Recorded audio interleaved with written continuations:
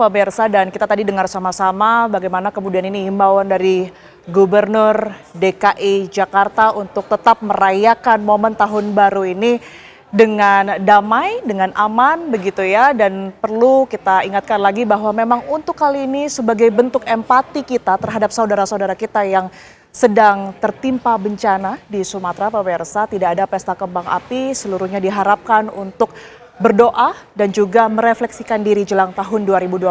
Saya akan ajak Anda pemirsa untuk berbincang berkaitan dengan hal ini bersama dengan dua narasumber yang sudah hadir bersama saya di studio.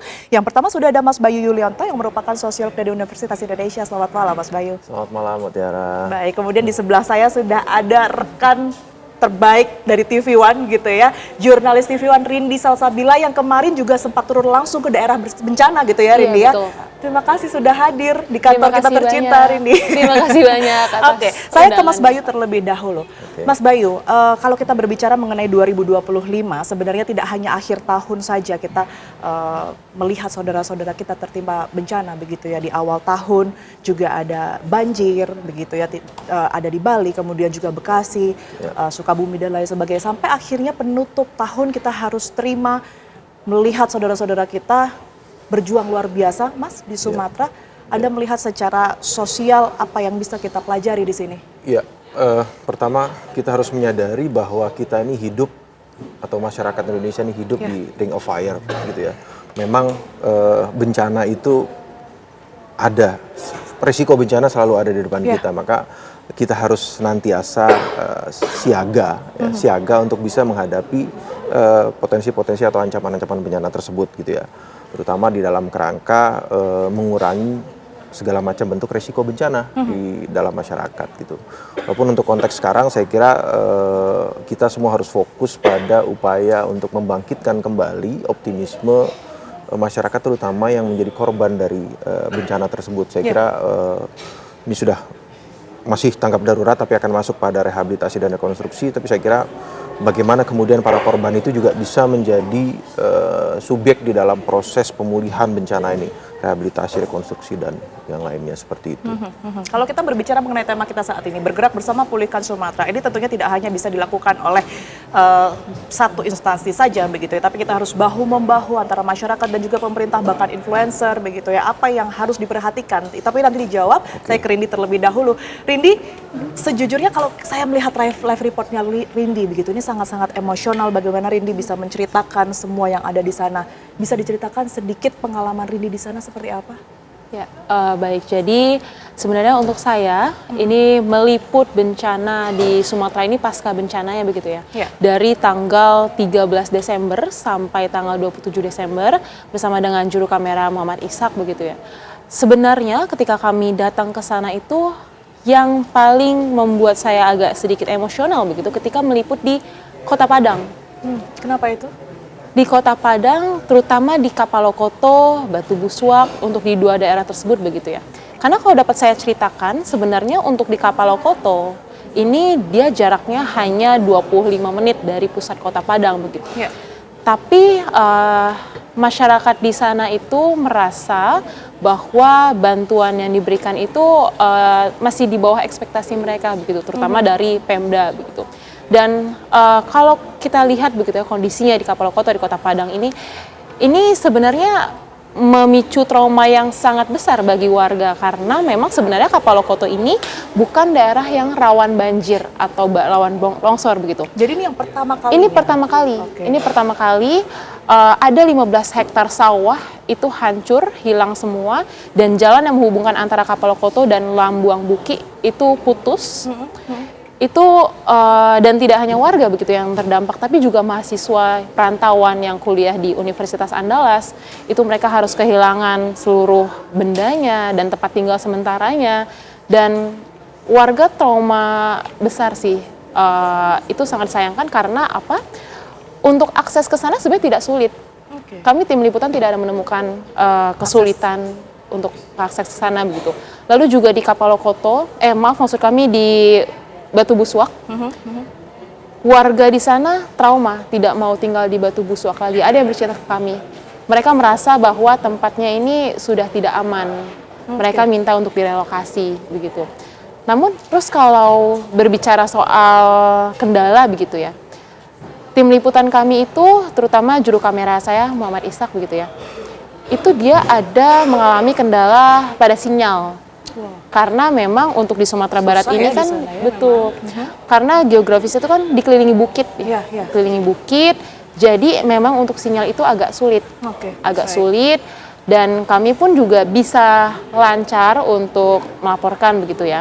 Itu karena ada bantuan dari Starlink begitu, ada bantuan teknologi, dan cuaca di sana juga nggak menentu. Kurang menentu. Sulit sekali untuk diprediksi, bahkan sering sekali saya melihat Rindi harus live report hujan-hujanan, begitu ya, luar biasa sekali.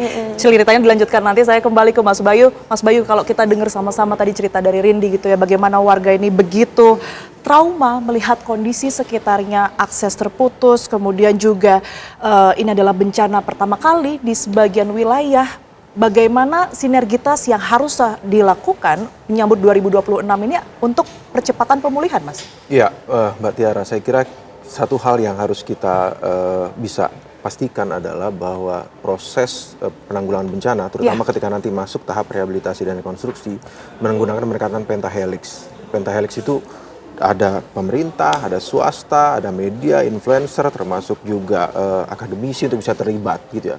Terutama di dalam kerangka tadi misalnya proses bagaimana trauma healing dilakukan, bagaimana kemudian memulihkan kembali ekonomi masyarakat yang sempat terhenti, dan juga memastikan bantuan-bantuan itu juga tepat sasaran, tepat waktu, seperti itu. Termasuk juga yang tidak kalah penting adalah membangkitkan kembali harapan dari para korban bahwa mereka juga masih punya masa depan.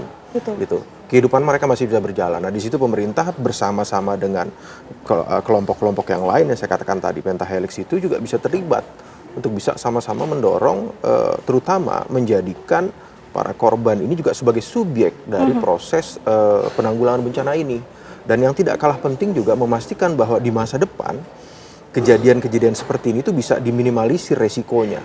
Kita bicara soal tata ruang, ya, masalah keberadaan hutan, kebun yang mungkin bisa dinilai berisiko tinggi terhadap konteks bencana itu sendiri, gitu. Saya kira seperti itu. Kalau kita berbicara mengenai kita saat ini menyongsong 2026, sebenarnya tantangannya seperti apa sih, Mas? Mungkin secara sosial juga, kalau kita kemarin menutupnya dengan bencana, ke depannya ini seperti apa?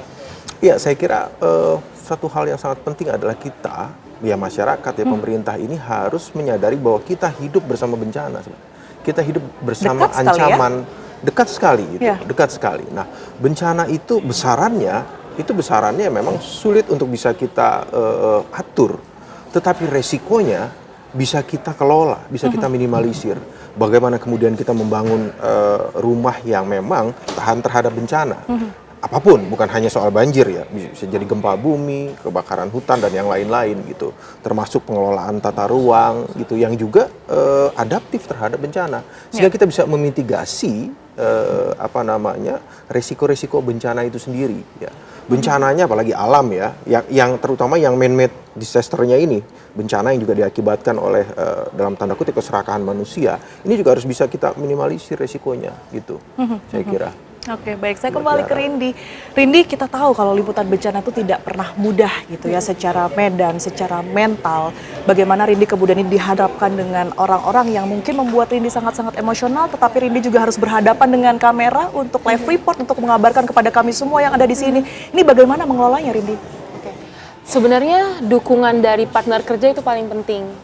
Beruntung memang juru kamera saya begitu ya, Muhammad Ishak, itu sangat amat support, mendukung dan menenangkan ketika saya panik, karena ini kan memang pengalaman pertama saya liputan bencana begitu ya. Tentu ada khawatiran, takut tidak semaksimal dengan teman-teman di titik lain begitu, dan juga takut tidak bisa memberikan angle terbaik begitu. Namun karena bantuan beliau begitu, lalu juga karena keinginan saya untuk membantu warga Sumatera Barat untuk menyuarakan apa yang tidak bisa mereka suarakan gitu, itu cukup bisa membantu saya untuk bisa lebih tenang begitu. Tapi memang yang kuncinya adalah partner kerjanya itu sih. Ya, itu yang sangat-sangat berpengaruh begitu ya. Dan juga dukungan dari warga, karena ada satu momen di mana saya liputan di Matur begitu ya. Ituan di Matur, di situ warga menyambut kami dengan luar biasa begitu. Ketika kami sedang live, Iya.